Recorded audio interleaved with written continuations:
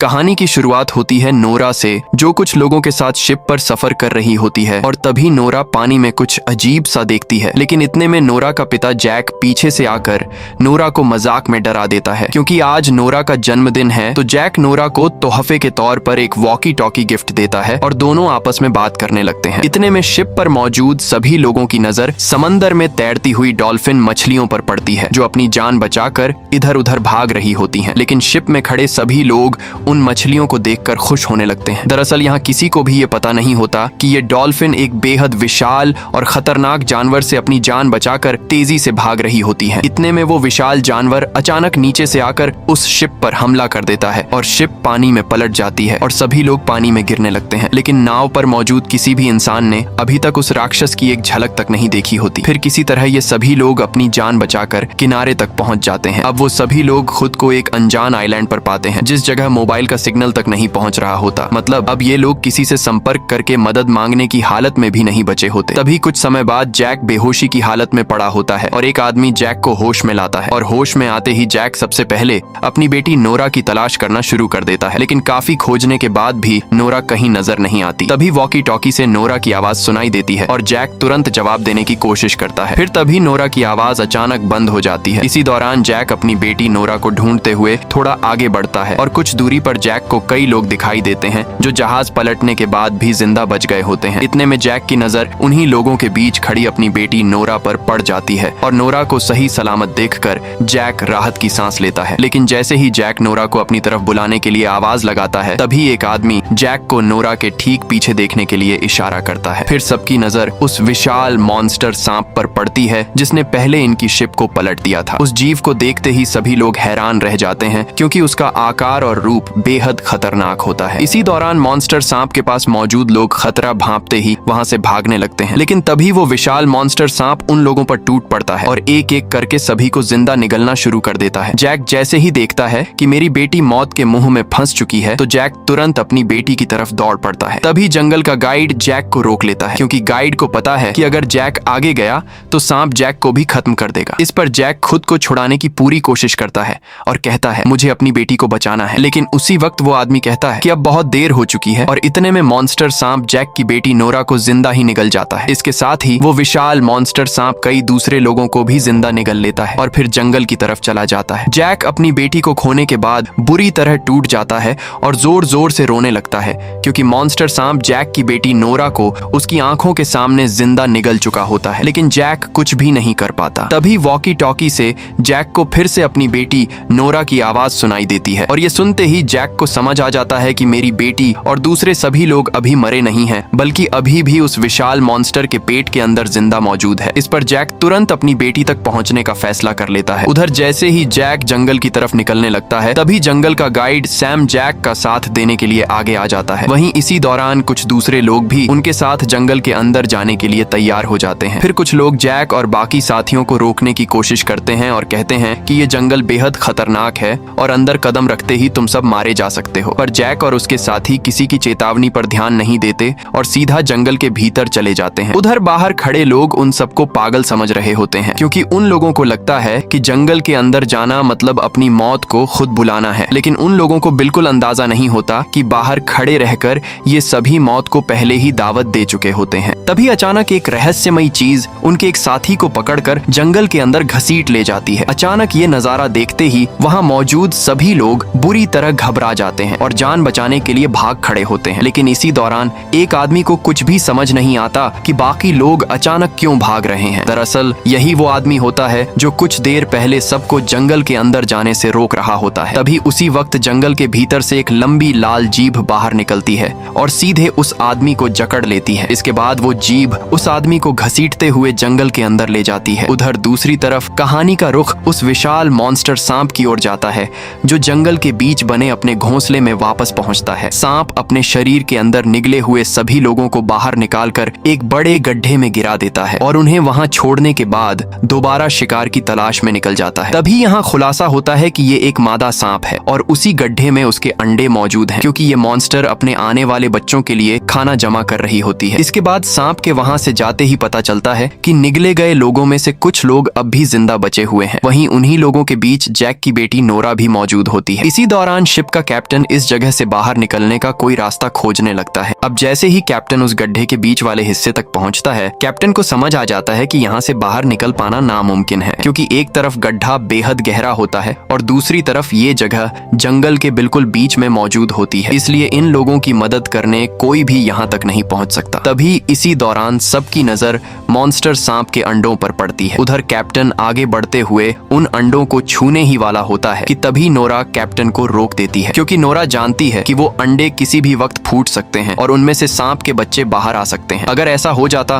तो उन लोगों का बचना असंभव होता। फिर डैन नाम का एक सूट पहने आदमी सबको समझाने लगता है कि ये अंडे अभी पूरी तरह तैयार नहीं हुए हैं और इनके अंदर सांप के बच्चे अभी विकसित नहीं हुए होंगे। इसलिए अगर इन अंडों को समय से पहले तोड़ दिया जाए तो सांप के बच्चे बाहर आने से पहले ही खत्म हो जाएंगे और शायद हमारी जान बच सकती है। इस पर डैन एक पत्थर उठाता है और सीधे एक अंडे पर दे मारता है, लेकिन जैसे ही अंडा टूटता है अंदर से सपोला यानी सांप का एक बच्चा बाहर निकल आता है। ये नजारा देखते ही सभी लोग बुरी तरह घबरा जाते हैं। वहीं अगले ही पल सब लोग डैन पर भड़क उठते हैं, क्योंकि डैन के इस गलत फैसले ने वहां मौजूद हर इंसान की जान को खतरे में डाल दिया होता है। लेकिन जैसे ही सभी लोगों की नजर उस सांप के बच्चे पर पड़ती है जो उनकी तरफ बढ़ रहा होता है, तभी सभी लोग जान बचाने के लिए दौड़ पड़ते हैं और जाकर एक बड़े पत्थर के पीछे छिप जाते हैं। उधर सांप का बच्चा भी लगातार उन लोगों की तलाश कर रहा होता है। तभी अचानक एक घायल लड़की दर्द के मारे चिल्लाने लगती है और उस सपोले की नजर उस घायल लड़की पर पड़ जाती है, क्योंकि लड़की बुरी तरह जख्मी होती है, इसीलिए लड़की वहां से भाग नहीं पाती। इसी दौरान वो सांप का बच्चा तेजी से उसकी तरफ बढ़ता है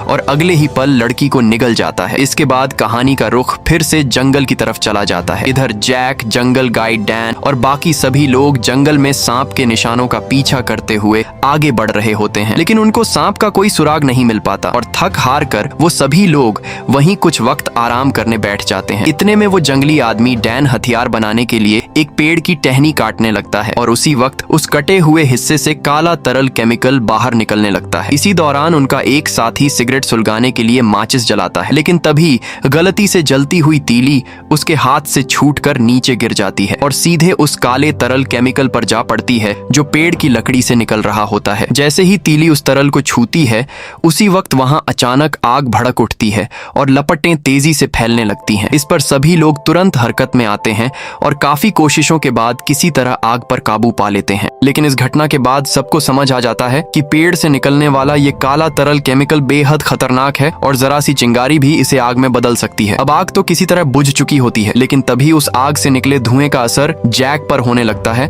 और जैक को चक्कर आने लगते हैं। इसके साथ ही जैक को अपने आसपास की चीजें अजीब दिखाई देने लगती हैं कि उसके सभी साथी उसे घूरते हुए हंस रहे हैं। वहीं अगले ही पल जैक को वही मॉन्स्टर सांप अपनी तरफ बढ़ता नजर आता है। इसी दौरान जैक के कानों में नोरा की आवाज गूंजती है जो कह रही होती है, डैड आप मुझे बचा नहीं पाए। फिर अचानक वो विशाल सांप जैक के बिल्कुल सामने पहुंच जाता है और जैक को जकड़ लेता है। इस पर जैक खुद को छुड़ाने के लिए जोर जोर से चीखने लगता है कि उसी वक्त सैम दौड़कर जैक के चेहरे पर पानी फेंकता है और जैक होश में आ जाता है। दरअसल पेड़ से निकले उस काले तरल केमिकल के धुएं ने जैक को भ्रम दिखाना शुरू कर दिया था और जैक जो कुछ देख रहा था वो सब उसी धुएं का असर होता है। तभी दोनों पीछे देखते हैं कि उस पेड़ की खतरनाक बेलें उनके बाकी साथियों को जकड़कर अपनी तरफ खींच रही हैं और उन पर हमला कर रही हैं। तभी सभी को समझ आ जाता है कि ये कोई साधारण पेड़ नहीं बल्कि बेहद खतरनाक जीवित पेड़ है। इस पर सभी लोग वहां से निकलने की कोशिश करते हैं और इसी दौरान एक आदमी बदकिस्मती से पेड़ की चपेट में आ जाता है और पेड़ की नुकीली बेलों से वो आदमी वहीं मारा जाता है। इस पर सभी लोग बिना देर किए अपनी जान बचाने के लिए उस खतरनाक पेड़ से जितना हो सके उतना दूर निकल जाते हैं। उधर दूसरी तरफ कहानी फिर सांप के घोंसले की ओर पहुंचती है, जहां सूट वाला आदमी डैन सांप के बच्चे को मार देता है, लेकिन इसके तुरंत बाद डैन का व्यवहार बदलने लगता है। तभी डैन शिप के कैप्टन से उलझ पड़ता है और गुस्से में कहता है कि ये पूरी मुसीबत तुम्हारी वजह से आई है। अगर तुम शिप को समय पर किनारे तक ले आए होते तो आज हम इस जगह फंसे नहीं होते। लेकिन तभी माया आगे आती है और दोनों को रोक देती है। फिर माया कहती है कि आपस में लड़ने से कोई फायदा नहीं होने वाला, बल्कि हमें मिलकर यहाँ से बाहर निकलने का रास्ता तलाशना चाहिए, क्योंकि अगर हमने जल्दी कोई उपाय नहीं निकाला तो हम सबकी जान खतरे में पड़ जाएगी। उधर दूसरी तरफ जैक और उसके साथी अब भी उन लोगों की तलाश में जंगल में आगे बढ़ रहे होते हैं जो सांप के घोंसले वाले गड्ढे में फंसे हुए थे। कई घंटों तक लगातार चलते रहने के बाद सभी लोग थक जाते हैं और तभी उनका मैनुअल नाम का एक साथी नदी से पानी लाने के लिए निकलता है। इसी दौरान जब मैनुअल पानी भर रहा होता है तभी उसे एक अजीब आवाज सुनाई देने लगती है, लेकिन मैनुअल को समझ नहीं आता कि आखिर ये आवाज किस चीज की है। तभी अचानक एक उड़ने वाली मछली आकर मैनुअल के पास गिरती है। ये नजारा देखते ही वो लड़का मैनुअल मैनुअल बुरी तरह डर जाता है क्योंकि उस मछली के दांत असामान्य रूप से बड़े होते हैं और उसका रूप बेहद डरावना दिखाई देता है। लेकिन अगले ही पल वो मछली सीधे मैनुअल पर हमला कर देती है, मगर वो बिना रुके अपने साथियों की तरफ दौड़ पड़ता है क्योंकि मैनुअल को अंदाजा हो जाता है कि ऐसी और भी खतरनाक मछलियां उनकी तरफ बढ़ रही हैं। उसी वक्त ठीक वैसा ही होने लगता है। कुछ ही देर में बड़ी संख्या में उड़ने वाली मछलियां उनकी दिशा में आने लगती हैं और लगातार उनका पीछा करने लगती हैं। वहीं हर गुजरते पल के साथ उनकी संख्या और बढ़ती जाती है। इस पर ग्रुप के सभी साथी समझ जाते हैं कि अगर वो इन मछलियों के बीच फंस गए तो ये उन्हें बुरी तरह नोच डालेंगी। खूंखार मछलियां बहुत ज्यादा तेज होती हैं और खुद को बचाने के लिए सभी साथी पेड़ के पीछे छिप जाते हैं। तभी गाइड सैम गौर करता है कि ये सारी मछलियां सिर्फ इस सफेद धुंध के सहारे ही आगे बढ़ रही हैं। ये देखते ही गाइड सैम अपने साथियों से चिल्लाकर कहता है कि तुम सब जल्दी से इस सफेद धुंध से बाहर निकलो। और फिर ये सुनकर सारे लोग तेजी से भागते हुए किसी तरह उस सफेद धुंध से बाहर निकल आते हैं। धुंध से बाहर आते ही उन सब का खतरा पूरी तरह टल जाता है कि तभी जो भी मछलियां सैम का पीछा करते हुए सफेद धुंध से बाहर आ जाती हैं, वो सारी मछलियां जमीन पर तड़प तड़प कर मरने लगती हैं। लेकिन मुसीबत अभी खत्म नहीं हुई होती क्योंकि तभी सैम की नजर जमीन पर पड़े एक विशाल पंजे पर जाती है जिसका आकार किसी भी सामान्य जानवर से कहीं बड़ा होता है। इसी दौरान अचानक ऊपर से एक सफेद तरल उनके एक साथी की शर्ट पर टपकता है। तभी वो आदमी हैरानी में ऊपर देखता है। उस प्राणी को देखते ही सभी लोग घबरा जाते हैं। वहीं अगले ही पल उनके साथ मौजूद एक आदमी पत्थर उठाकर उस जीव पर फेंकने ही वाला होता है कि तभी अचानक फिर से लाल जीभ तेजी से बाहर आती है और उस जीव को एक ही झटके में निगल जाती है। अगले ही पल अचानक एक विशाल जीव छलांग लगाकर उनके सामने आ टपकता है और फिर उस प्राणी को देखकर सबको पता चलता है कि ये एक मॉन्स्टर मेंढक है। इतने विशाल मेंढक को सामने देखकर सभी लोग दंग रह जाते हैं। इस पर बिना देर किए सब अपनी जान बचाने के लिए वहां से भागने लगते हैं। लेकिन तभी वो विशाल मॉन्स्टर अपनी लंबी जीभ बाहर निकालता है और एक बुजुर्ग आदमी को जकड़ लेता है। मेंढक उस आदमी को अपनी तरफ घसीटने लगता है, लेकिन वो बुजुर्ग आदमी हार नहीं मानता और एक पेड़ को मजबूती से पकड़ लेता है। तभी बाकी साथी भी उसकी मदद के लिए आगे आ जाते हैं। फिर सभी लोग मिलकर उस आदमी को अपनी तरफ खींचने लगते हैं, लेकिन उस विशाल मॉन्स्टर की ताकत के सामने उनका जोर नहीं चल पाता और धीरे धीरे सभी लोग उसकी पहुंच के और करीब आने लगते हैं। तब एक आर्मी सूट पहना लड़का अपने चाकू से मेंढक की जीभ पर हमला करता है, लेकिन जैसे ही जीभ कटती है उसमें से तेजाब फूट निकलता है जो सीधे उसके चेहरे को बुरी तरह जला देता है। तभी अचानक सैम तेजी से दौड़ता हुआ एक नुकीला हथियार पूरी ताकत से उस क्रिएचर को मारता है जो उस विशाल क्रिएचर की आंख में धंस जाता है। तभी वो दर्द की वजह से तुरंत उस बुजुर्ग आदमी को छोड़ देता है। मौका मिलते ही सभी लोग वहां से भागने लगते हैं, लेकिन उधर वो विशाल क्रिएचर अब पहले से भी ज्यादा भड़क चुका होता है। तभी अगले ही पल वो जीव एक लंबी छलांग लगाकर उनके बेहद करीब पहुंच जाता है और ऐसा लगने लगता है कि अब कोई नहीं बच पाएगा। लेकिन इससे पहले कि वो मॉन्स्टर उन लोगों पर हमला करता, अचानक विशाल सांप हवा में ही उस विशाल क्रिएचर को निगल लेता है। अब भले ही इन लोगों की जान उस विशाल क्रिएचर से बच गई हो, लेकिन तभी उससे भी ज्यादा खतरनाक खतरा उनके सामने आ खड़ा होता है क्योंकि अब उस विशाल सांप की नजर इन लोगों पर पड़ चुकी होती है। तभी जैक, सैम और उनका एक साथी तेजी से दौड़ते हुए दूसरी दिशा में निकल जाते हैं, लेकिन उधर बुजुर्ग आदमी और वही आर्मी सूट वाला लड़का उतनी तेजी से नहीं भाग पाते, इसलिए विशाल सांप का ध्यान उन्हीं पर टिक जाता है। फिर सांप तेजी से उनकी तरफ बढ़ता है और ऐसा लगता है कि अब वो दोनों उसकी पहुंच से नहीं बच पाएंगे, लेकिन तभी किस्मत उनका साथ दे देती है क्योंकि रास्ते में मौजूद घने पेड़ों के बीच वो विशाल सांप फंस जाता है। इस वजह से सांप अपना सिर अंदर तक नहीं पहुंचा पाता। फिर भी विशाल सांप पूरी ताकत लगाकर उन पेड़ों को तोड़ने की कोशिश करता है ताकि उन लोगों तक पहुंच सके। अब जैसे ही सांप आगे बढ़कर उन दोनों पर हमला करने लगता है, इतने में उनका एक साथी मैनुअल उन्हें बचाने के लिए सामने आ जाता है। तभी मैनुअल सांप का ध्यान हटाने के लिए एक नारियल उठाकर सीधे विशाल सांप की तरफ फेंक देता है। अगले ही पल सांप का ध्यान तुरंत उन दोनों से हट जाता है और भड़का हुआ सांप उन लोगों को छोड़कर मैनुअल के पीछे पड़ जाता है। लेकिन मैनुअल भी तेजी से जाकर एक पेड़ के पीछे छिप जाता है क्योंकि सांप उसे देख नहीं पाता, इसलिए उसकी जान बच जाती है। वहीं कुछ देर बाद विशाल सांप दोबारा उन लोगों की तलाश शुरू कर देता है और फिर जंगल के उसी हिस्से में घूमने लगता है जहां बुजुर्ग आदमी और वो आर्मी सूट वाला लड़का छिपे हुए होते हैं। तभी बुजुर्ग आदमी तो एक पेड़ के पीछे छिप जाता है, लेकिन उधर वो लड़का खुद को नहीं बचा पाता और विशाल सांप की नजर उस पर पड़ जाती है। अगले ही पल सांप उसे निगल जाता है। इसके बाद विशाल सांप फिर से बाकी लोगों की तलाश शुरू कर देता है। तभी जैक और उसके साथी समझ जाते हैं कि अगर उन्होंने तुरंत कोई उपाय नहीं किया तो ये सांप उन्हें छोड़ने वाला नहीं है। लेकिन जब उन्हें बचने का कोई दूसरा रास्ता दिखाई नहीं देता, तब सभी लोग पास बह रहे एक गंदे नाले में कूद जाते हैं। फिर वो पानी के अंदर खुद को छिपाकर सांस रोक लेते हैं ताकि सांप उन्हें देख न सके। इतने में विशाल सांप वहां पहुंच जाता है, मगर विशाल सांप को उनका कोई सुराग नहीं मिलता। इसीलिए कुछ देर तलाश करने के बाद सांप वहां से आगे निकल जाता है। उधर दूसरी तरफ गड्ढे में फंसे लोगों के पास कहानी पहुंचती है, जहां डैन बाहर निकलने का रास्ता खोजने की कोशिश कर रहा होता है, लेकिन काफी कोशिशों के बाद भी डैन को वहां से निकलने का कोई तरीका नहीं मिलता। तभी अचानक जमीन तेजी से कांपने लगती है। इस पर सभी लोग तुरंत समझ जाते हैं कि विशाल मॉन्स्टर सांप वापस आने वाला है। इसलिए बिना देर किए वो जमीन पर लेट जाते हैं और खुद को मरा हुआ दिखाने लगते हैं ताकि सांप उन्हें जिंदा न समझे। फिर कुछ ही देर बाद ठीक वैसा ही होता है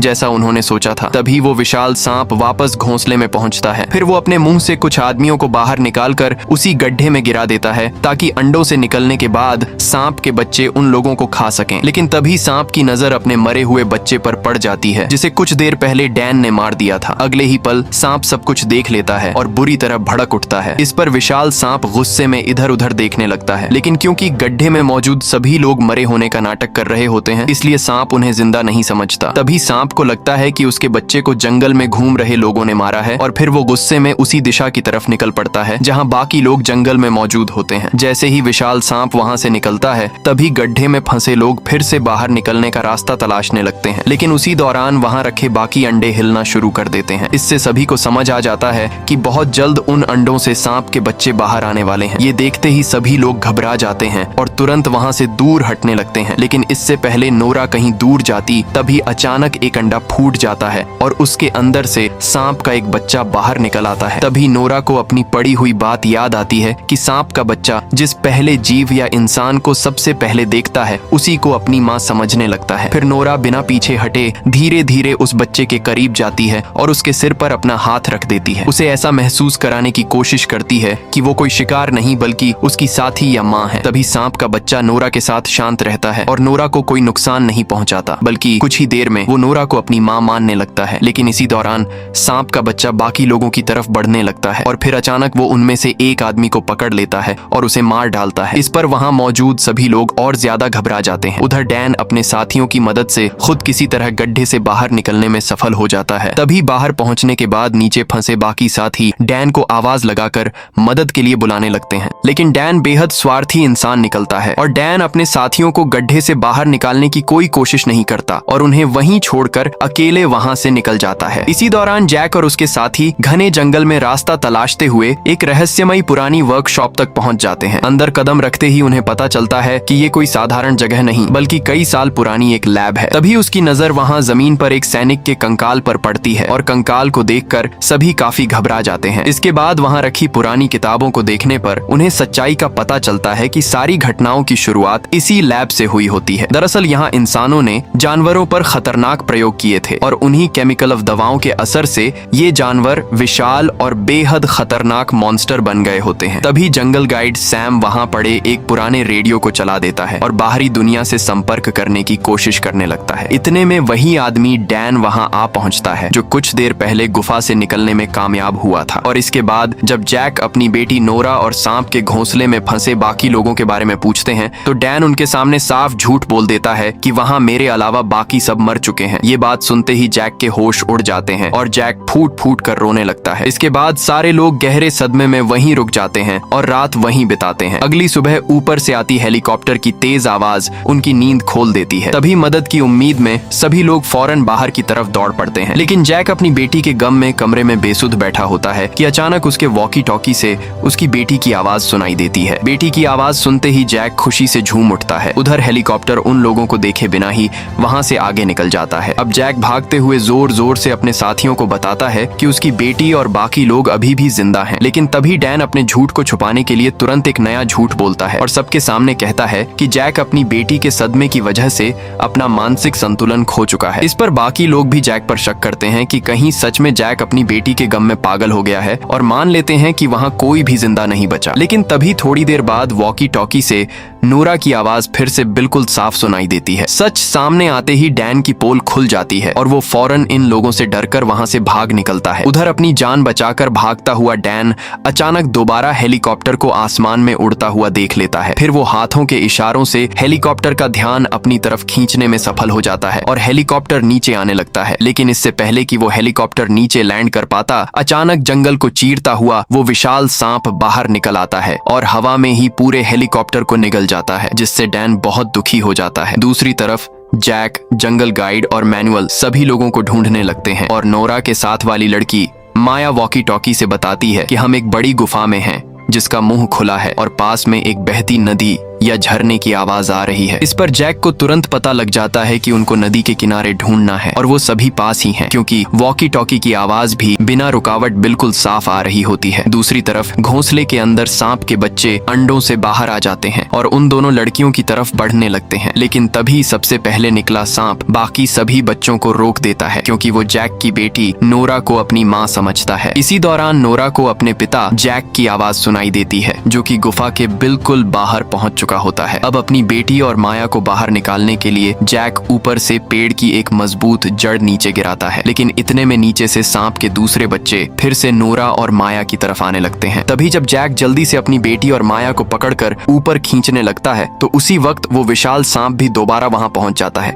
इससे पहले कि सांप जैक पर हमला कर पाता, अचानक सैम अपनी कुल्हाड़ी लेकर पूरी ताकत के साथ सांप की आंख पर वार कर देता है। आंख पर चोट लगते ही सांप दर्द से बुरी तरह तड़पने लगता है और कुछ देर के लिए पीछे हट जाता है। इसी मौके का फायदा उठाकर जैक दोनों लड़कियों को ऊपर खींचने की कोशिश करता है, लेकिन जैक अकेला उन्हें खींच नहीं पाता और सांप के बच्चे नोरा और माया की तरफ बढ़ रहे होते हैं। इतने में शिप का कप्तान अपनी जान की परवाह किए बिना दोनों लड़कियों को ऊपर धकेल देता है और इसके तुरंत बाद सांप के बच्चे कप्तान पर हमला कर देते हैं और उसे खा जाते हैं। यहाँ अब जैक अपनी बेटी को मिलकर बहुत खुश हो जाता है और जल्दी से ये लोग वहाँ से भाग निकलते हैं। लेकिन इतने में वो मॉन्स्टर सांप फिर से इनका पीछा करने लग जाता है। उधर वो सूट वाला आदमी डैन भागते भागते फिर उसी घोंसले के पास पहुंच जाता है और डैन का पैर किसी लाश से टकरा जाता है और वो फिर से घोंसले के अंदर गिर जाता है। तभी सभी सांप के बच्चे उसे जकड़ लेते हैं और डैन को मार देते हैं। दूसरी तरफ जैक और बाकी लोग अपनी जान बचाने के लिए सांप से दूर भाग रहे होते हैं, लेकिन गाइड सैम समझ चुका था कि लगातार भागकर वो ज्यादा देर तक नहीं बच सकते। इसलिए गाइड सैम जैक को अपने पास बुलाता है और कहता है कि अगर हम सब एक साथ भागते रहे तो सांप हम सभी तक पहुंच जाएगा, इसलिए अपनी जान बचाने के लिए हमें अलग अलग दिशाओं में भागना होगा। मगर नोरा और माया कुछ दूर खड़ी होकर उनका इंतजार कर रही होती है। इतने में वो मॉन्स्टर सांप अचानक नोरा के बिल्कुल पीछे से निकल आता है और एक ही पल में नोरा को फिर से निगल लेता है। अब अपनी बेटी को मॉन्स्टर सांप के मुंह में फिर से जाता देखकर जैक बेकाबू हो जाता है और सीधे उस मॉन्स्टर की तरफ दौड़ पड़ता है। लेकिन तभी सांप जैक पर भी हमला करने ही वाला होता है कि अचानक जंगल गाइड सैम हाथ में आग से जलती मशाल लेकर वहां पहुंच जाता है। फिर जैक जलती हुई लकड़ी को हवा में लहराकर सांप का ध्यान अपनी तरफ खींच लेता है। इस पर विशाल सांप जैक को छोड़कर सैम के पीछे पड़ जाता है। तभी जैसे ही वो विशाल सांप उन पेड़ों के पास वाले इलाके में पहुंचता है जहां से वो खतरनाक काला तरल केमिकल बह रहा होता है, और तभी मौके का फायदा उठाकर गाइड सैम अपनी जलती हुई मशाल वहां फेंक देता है। इसके तुरंत बाद एक जोरदार विस्फोट होता है और सांप की पूरी देह आग की लपटों में घिर जाती है। आग में जलता हुआ वो मॉन्स्टर बुरी तरह तड़पते हुए जंगल से बाहर निकलता है और कुछ ही देर बाद वहीं मर जाता है। फिर जैक तेजी से उस मरे हुए सांप के पास पहुंचता है। तभी वो उसका विशाल जबड़ा खोलता है और अपनी बेटी का हाथ पकड़कर उसे बाहर खींच लेता है। लेकिन बाहर आने के बाद बच्ची के शरीर में कोई हरकत दिखाई नहीं देती। इस पर सभी लोगों को लगता है कि उसकी मौत हो चुकी है, लेकिन जैक हार नहीं मानता और उसे होश में लाने की कोशिश करता रहता है। तभी कुछ पलों बाद बच्ची का हाथ अचानक हरकत करने लगता है। इसी के साथ ये कहानी समाप्त हो जाती है। अगर आपको ये कहानी पसंद आई तो वीडियो को लाइक करें, चैनल को सब्सक्राइब करें और एक प्यारा सा कमेंट करें। धन्यवाद।